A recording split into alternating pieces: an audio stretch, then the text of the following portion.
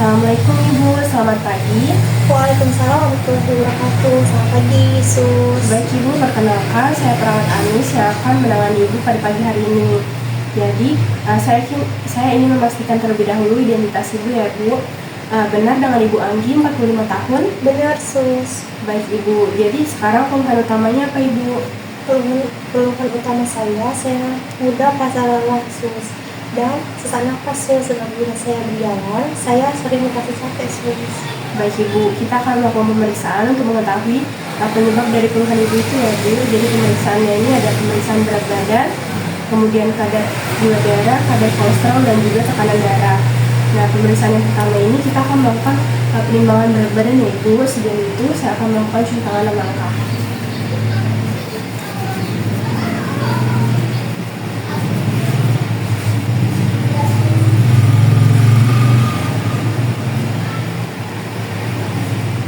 Baik Ibu, saya sudah melakukan cuci tangan 6 langkah. Kemudian saya akan membantu Ibu untuk ke tempat timbangan ya Ibu.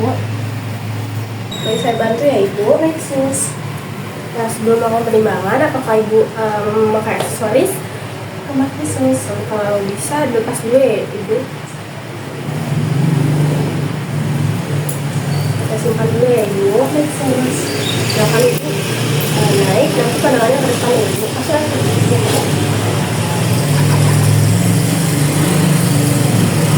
Baik, sudah Ibu boleh turun. Ibu berat badan Ibu 85 kilo ya Ibu. Saya akan bantu Ibu ke tempat tidur kembali.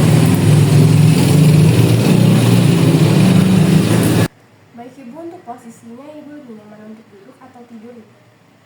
Kalau boleh, mau tidur, Sus. Boleh, saya bantu ya Ibu. Sus. Baik Ibu, pemeriksaan selanjutnya adalah pemeriksaan tekanan darah. Sebelum itu saya akan melakukan cuci tangan 6 langkah lagi ya Ibu.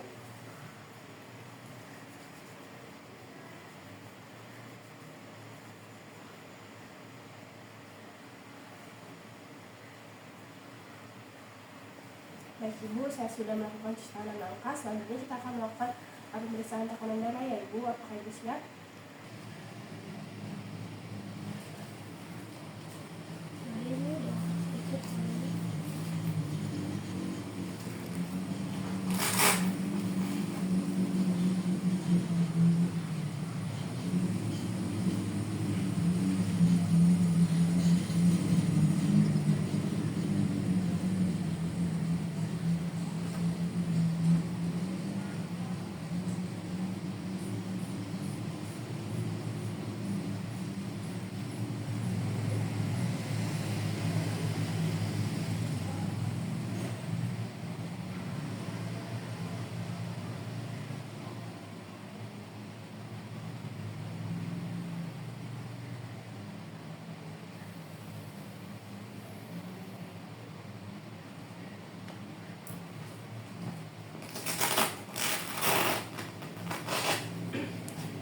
Jadi pemeriksaan tekanan darah Ibu ini tadi adalah 130/85 mm reksa ya Ibu, yang mana ini tergolong cukup tinggi. Selanjutnya pemeriksaan hasil untuk kadar gula darah dan juga kadar kolesterol, kita menunggu hasilnya ya Ibu. Baik Ibu, untuk membantu Ibu mencapai kesehatan yang lebih baik, kita akan menghitung indeks massa tubuh dan juga berat badan ideal Ibu ya Bu.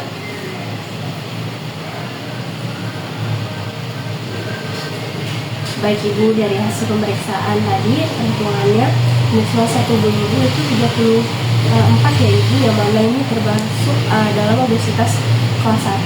Kemudian untuk berat badan ideal Ibu itu 52 kilo ya Bu, yang berarti ini Ibu kelebihan sekitar 33 kilo dari berat badan ideal.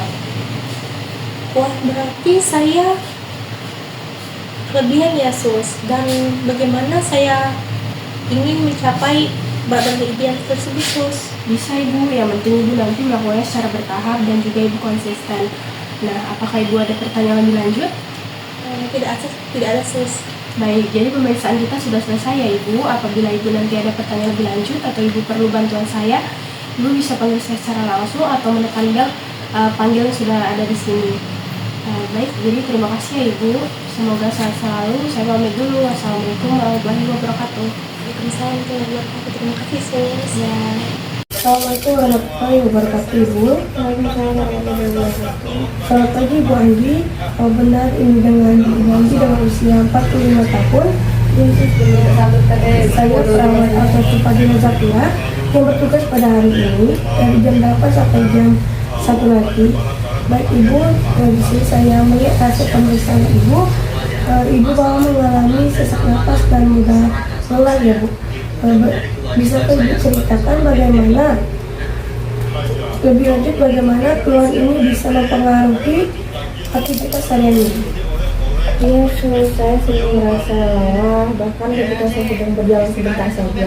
Rasanya sangat sesak nafas jika saya terlalu lama berdiri, atau bahkan ketika saya menaiki tangga. Baik, di sini saya akan membantu Ibu mengevaluasi Ibu. Berdasarkan hasil pemeriksaan, yaitu berat badan Ibu 85 kg dengan tinggi badan Ibu 158 cm ya Bu. Di sini saya akan menghitung indeks massa tubuh Ibu dan persentase lemak dan otot tubuh Ibu. Mohon tunggu sebentar ya Bu. Di sini saya akan memberi contoh bahwa untuk perhitungan indeks massa tubuh Ibu yaitu berdasarkan perhitungan BMI Ibu adalah 34,5 ya Bu. Ibu termasuk kategori obesitas dan juga selain itu untuk persentase lemak dan otot Ibu yaitu 45,81% yang berarti ini lebih tinggi dari batas normalnya dan juga ini dapat menyebabkan keluhan seperti sesak napas, mudah lelah dan serta meningkatkan risiko penyakit metabolik seperti diabetes dan hipertensi. Wah, saya tidak menyangka, berarti saya harus menurunkan berat badan ya? Ya Ibu Anggi, penurunan berat badan yang realistis itu sekitar 5-10% dari berat badan Ibu yang dari 76,5 sampai 85 kg dalam beberapa bulan ke depannya. Ini juga dapat membantu Ibu untuk mengurangi keluhan Ibu serta bisa menstabilkan kadar gula darah dan kolesterol. Dan bagaimana cara agar saya dapat mencapainya? Kita harus memulai dengan langkah yang sederhana. Yang pertama, Ibu harus mengurangi makanan yang tinggi lemak dan gula, serta Ibu harus memperbanyak konsumsi seperti sayur-sayuran, buah-buahan, dan protein sehat. Yang kedua yaitu Ibu bisa mulai dengan berolahraga yang ringan seperti lari atau berjalan kaki sebanyak 15-30 menit. Dan juga yang ketiga yaitu pastikan Ibu harus tidur yang cukup berguna untuk membantu mengatur metabolisme tubuh tetap optimal. Baik, itu terdengar masuk akal, tapi apakah ini akan sulit dilakukan? Yang penting Ibu melakukan percobaan ini secara bertahap ya Bu, dan terus memantau perkembangan Ibu. Saya akan menyusun rencana yang sesuai dengan gaya hidup Ibu dan kesehatan Ibu. Apakah Ibu bersedia untuk memulai perjalanan menuju kesehatan yang baik? Ya, saya mencoba. Saya ingin lebih sehat dan tidak mudah lelah lagi. Itu keputusan yang sangat baik ya Bu. Kita bekerja sama untuk mencapai target berat badan Ibu yang sehat dan meningkatkan kualitas hidup Ibu. Jika Ibu ada keluhan atau pertanyaan, Ibu bisa berkonsultasi langsung dengan saya Ibu. Baik Ibu, sama-sama saya izin ya Bu. Assalamualaikum warahmatullahi wabarakatuh. Selamat pagi Ibu, apakah benar ini dengan Ibu Anggi? Selamat pagi Sus, benar. Baik, sebelumnya perkenalkan saya perawat Anggi Tanggarini, perawat yang bertugas pada pagi hari ini. Hari ini kita akan membahas mengenai kondisi kesehatan Ibu dan manajemen berat badan. Seperti yang data yang saya dapatkan, bahwa berat badan Ibu mencapai 85 kg dengan tinggi badan Ibu 198 cm dan kadar gula darah Ibu mencapai 195 mg per desiliter dan tekanan darah Ibu mencapai 130/85 mm air raksa dan kadar kolesterol Ibu mencapai 205 mg per desiliter. Bagaimana kabar Ibu hari ini? Saya merasa baik-baik saja Sus, tapi saya merasa sedikit khawatir dengan hasil tes saya tadi. Baik, mari kita diskusikan. Setelah saya lihat data indeks massa tubuh ibu didapatkan, hasil indeks massa tubuh ibu mencapai 34,1. Ini dikategorikan sebagai obesitas ya ibu. Ini bisa meningkatkan faktor penyakit seperti diabetes, hipertensi, dan gangguan kardiovaskular. Wah, berarti kondisi saya cukup serius ya, Sus. Tidak perlu khawatir ya ibu, dengan ibu menerapkan pola makan yang sehat, kondisi ini bisa teratasi. Yang pertama, kita akan membahas mengenai manajemen berat badan. Sebelum itu, apakah ibu melakukan diet sebelumnya? Saya pernah melakukan ini mengurangi nasi, Sus, tapi saya merasa sulit konsisten. Memang tidak mudah ya ibu, kita melakukan secara bertahap. Saran saya, ibu memakan makanan dengan indeks glikemik rendah seperti gandum, protein tanpa lemak, sayuran, dan ibu mengurangi makanan yang mengandung kadar gula darah yang tinggi dan lemak jenuh. Baik, Sus. Kalau soal olahraga, apa yang sebaiknya saya lakukan, Sus? Untuk olahraga, ibu bisa melakukan aktivitas ringan ya ibu. Contohnya seperti senam dan jalan cepat. Kalau untuk kurun waktunya, ibu bisa melakukan selama 30 menit ya ibu dalam waktu 5 kali dalam seminggu. Jika ibu sudah terbiasa, maka dinaikkan intensitasnya. Apakah ibu mampu untuk melakukan aktivitas tersebut? Sepertinya saya bisa, asalkan kalau di awal-awal itu nggak terlalu berat, Sus. Tentu kita lakukan secara bertahap ya ibu. Selain itu, untuk tekanan darah dan kadar gula darah ibu harus diperhatikan ya ibu. Untuk kadar gula darah ibu bisa mengkonsumsi makanan yang rendah gula dan ibu memperbanyak makanan yang mengandung serat. Kalau boleh tahu bagaimana ya ibu pola makan ibu sehari-hari? Saya biasanya makan 3 kali sehari, Sus, tapi kalau sore-sore itu saya suka ngemil makanan yang manis-manis. Kalau untuk ngemil, ibu bisa makan makanan yang lebih sehat ya ibu. Contohnya seperti makan buah potong, yogurt tanpa gula, dan sayuran.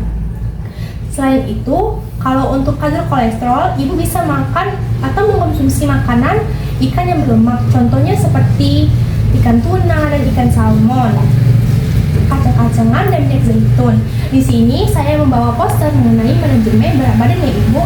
Yang seperti kita ketahui ya ibu, kalau manajemen berat badan merupakan proses mengubah gaya hidup untuk mencapai dan mempertahankan berat badan yang sehat ya ibu. Di sini ada contoh makanan yang baik dikonsumsi untuk kesehatan ibu ya, seperti sayuran, kacang-kacangan, buah-buahan, yogurt. Yogurt ini bisa diganti dengan yogurt tanpa gula ya ibu. Ini kalau di sini ada ikan tuna. Ikan tuna ini bisa untuk mengurangi kadar kolesterol dalam tubuh ibu. Ada tahu, dada ayam, melon, kentang, dan pisang. Baik, Sus, terima kasih. Saya akan mengganti camilan saya dengan makanan yang lebih sehat ke depannya. Bagus sekali. Terakhir, kita harus memantau kondisi kesehatan ibu, dan saya harus membuat jadwal secara berkala mengenai tentang berat badan, tekanan darah, dan kadar kolesterol ibu. Apakah ada pertanyaan lain ya ibu? Belum ada, Sus. Sampai gitu aja. Baik, terima kasih ya ibu atas kerjasamanya. Apabila ibu ada pertanyaan lain, ibu bisa menghubungi saya ya bu. Terima kasih, Sus, atas penjelasannya. Assalamualaikum Ibu, selamat pagi. Waalaikumsalam, selamat pagi, Sus. Apa benar dengan Ibu Anggi dengan umur 45 tahun? Iya, benar, Sus.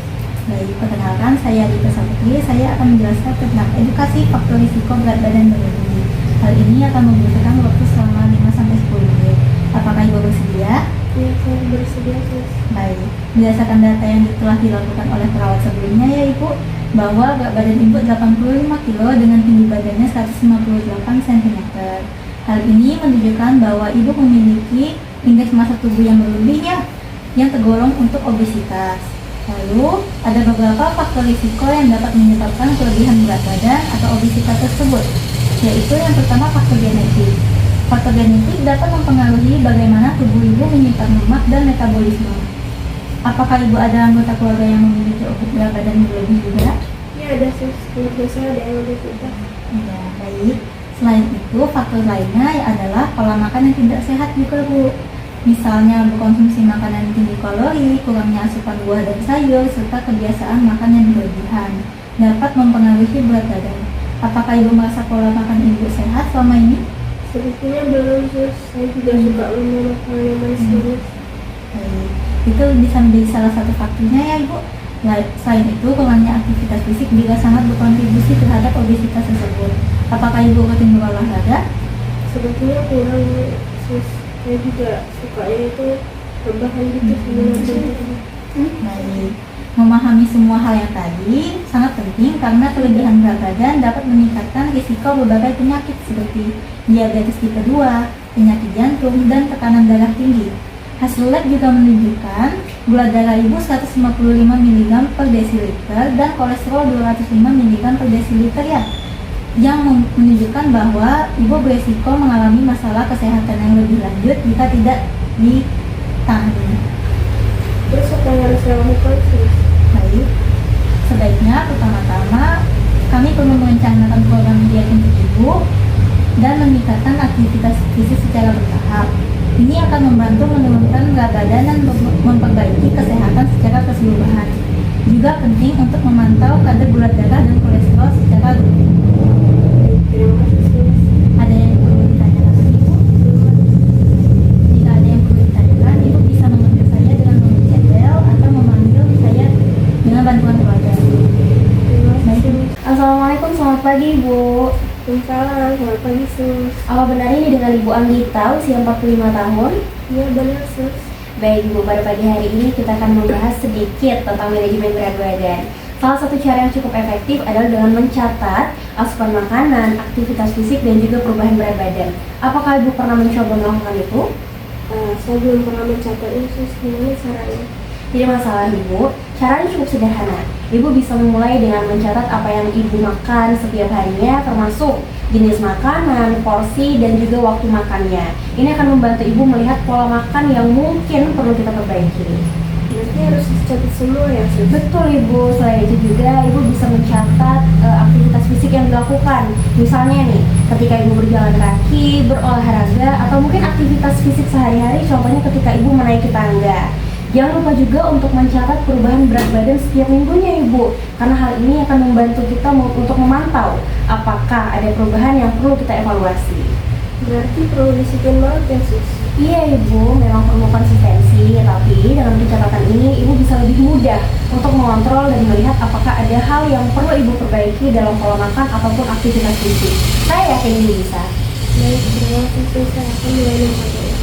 Sama-sama Ibu, jangan ragu untuk menghubungi saya jika ada pertanyaan. Terima kasih banyak Ibu. Terima kasih juga sus.